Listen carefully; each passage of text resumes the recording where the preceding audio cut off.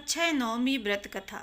एक राजा था, उसका प्रण था वह रोज 1.25 मन आंवले का दान करके ही खाना खाता था। इससे उसका नाम आंवल्या राजा पड़ गया। एक दिन उसके बेटे बहू ने सोचा कि राजा इतने सारे आंवले रोजाना दान करते हैं, इस प्रकार तो एक दिन सारा खजाना खाली हो जाएगा। इसलिए बेटे ने राजा से कहा कि उसे इस तरह दान करना बंद कर देना चाहिए। बेटे की बात सुनकर राजा को बहुत दुख हुआ और राजा रानी महल छोड़कर बियाबान जंगल में जाकर बैठ गए। राजा रानी आंवला दान नहीं कर पाए और प्रण के कारण कुछ खाया नहीं। जब भूखे प्यासे 7 दिन हो गए, तब भगवान ने सोचा कि यदि मैंने इसका प्रण नहीं रखा और इसका सत्य नहीं रखा तो विश्वास चला जाएगा।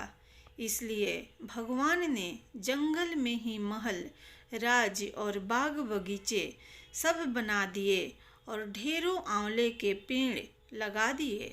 सुबह राजा रानी उठे तो देखा कि जंगल में उनके राज्य से भी दुगना राज्य बसा हुआ है। राजा रानी से कहने लगा, रानी देख, कहते हैं सत मत छोड़े, सुरमा सत छोड़िया पत जाए, सत्य की छोड़ी लक्ष्मी फिर मिलेगी आए। आओ नहा धोकर आंवले दान करें और भोजन करें। राजा रानी ने आंवले दान करके खाना खाया और खुशी खुशी जंगल में रहने लगे। उधर आंवला देवता का अपमान करने व माता पिता से बुरा व्यवहार करने के कारण बहू बेटे के बुरे दिन आ गए। राज्य दुश्मनों ने छीन लिया, दाने दाने को मोहताज हो गए और काम ढूंढते हुए अपने पिताजी के राज्य में आ पहुँचे। उनके हालात इतने बिगड़े हुए थे कि पिता ने उन्हें बिना पहचाने हुए काम पर रख लिया। बेटे बहू सोच भी नहीं सकते थे कि उनके माता पिता इतने बड़े राज्य के मालिक भी हो सकते हैं, सो उन्होंने भी अपने माता पिता को नहीं पहचाना। एक दिन बहू ने सास के बाल गूंथते समय उनकी पीठ पर मस्सा देखा। उसे यह सोचकर रोना आने लगा कि ऐसा मस्सा मेरी सास के भी था। हमने ये सोचकर उन्हें आंवले दान करने से रोका था कि हमारा धन नष्ट हो जाएगा।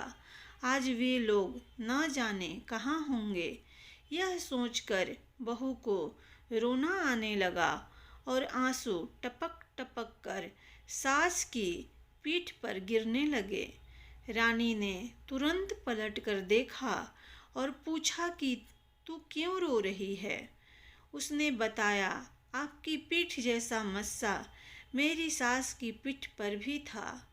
हमने उन्हें आंवले दान करने से मना कर दिया था, इसलिए वे घर छोड़कर कहीं चले गए। तब रानी ने उन्हें पहचान लिया, सारा हाल पूछा और अपना हाल बताया। अपने बेटे बहू को समझाया कि दान करने से धन कम नहीं होता बल्कि बढ़ता है। बेटे बहू भी अब सुख से राजा रानी के साथ रहने लगे।